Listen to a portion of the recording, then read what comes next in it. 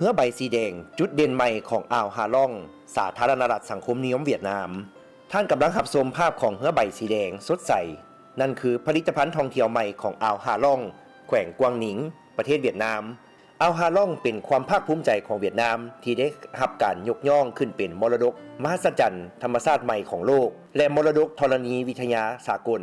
ปัจจุบันแขวงกวางหนิงกำลังนำเอาทุนทางด้านวัฒนธรรมมาพัฒนาเป็นผลิตภัณฑ์ท่องเที่ยวใหม่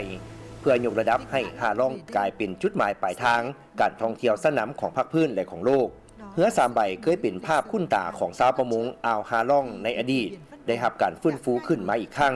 เหือที่มีใบเหือสีน้ำตาลแดงอันเป็นเอกลักษณ์พานักท่องเที่ยวลองไปตามแนวสายฝั่งจากทางเหือผู้โดยสารหาศูนย์วางแสดงของแขวงกวางหนิง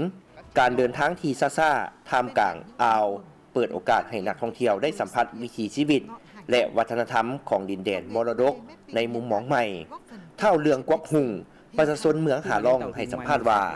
เมื่อขึ้นเหือนอกจากใบเหือที่มีสีสันที่เป็นเอกลักษณ์ยังมีการเสิร์ฟซาและขนมพื้นเมืองให้นักท่องเที่ยวได้สัมผัสวิถีชีวิตของหาล่องในอดีตนางกาวเอียนเกวียนนักท่องเที่ยวกล่าวว่าข้าพเจ้าคิดว่านี่เป็นผลิตภัณฑ์ท่องเที่ยวใหม่ที่น่าสนใจและจะช่วยดึงดูดนักท่องเที่ยวมาหาล่องได้หลายขึ้นย้ำค่ำคืนเหือใบสีแดงยิงโดดเด่นถึงผืนน้ำของอ่าวฮาล่องภาพนี้เป็นเหมือนการเชื่อมโยงอดีตกับปัจจุบันย้อนว่าเมื่อหลายร้อยปีก่อนบรรดาเส้นทางทะเลได้เริ่มต้นจากทางเหือนี่ในฐานะเป็นลูกหลานของชาวทะเลเท่าเหงียนวันเคยขับเหือใบสีแดงเข้าร่วมสร้างสีสันใหม่ให้แก่อ่าวฮาล่องนอกจากเหือใบสีแดงยังมีจุดดึงดูดนักท่องเที่ยวหลายแห่งเช่นหอไฟที่นำใช้เทคโนโลยี 3D Mapping มาสร้างการแสดงแสงสีถ่ายทอดเรื่องราวการกำเนิดของดินแดนมังกรวีรกรรมในยุทธการแม่น้ำบักดังและพัฒนาการของหาล่องในยุคใหม่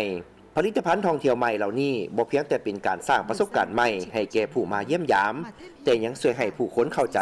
และหักมรดกอันล้ำค่าของดินแดนแห่งนี้หลายขึ้นนางเวียนที่เท่าแขวงแทงฮวากล่าวว่าข้าพเจ้ารู้สึกดีใจและภาคภูมิใจที่เวียดนามของพวกเขามีผลงานพัฒนาที่ทันสมัยบ่น้อยหน้าประเทศอื่นปัจจุบันทั่วโลกการแข่งขันด้านการท่องเที่ยวนับมือนับสูงสิ่งที่กำหนดอัตลักษณ์ของแหล่งท่องเที่ยวบ่แม่นมีเพียงแต่ทิวทัศน์ธรรมชาติเท่านั้นแต่ยังรวมถึงประวัติศาสตร์วัฒนธรรมและบรรดาผลิตภัณฑ์ท่องเที่ยวใหม่เหือใบสีแดงกำลังช่วยให้ไข่มุกแห่งอ่าวฮาล่องส่องประกายในแผนที่ท่องเที่ยวของโลกโดดเด่นยิ่งขึ้น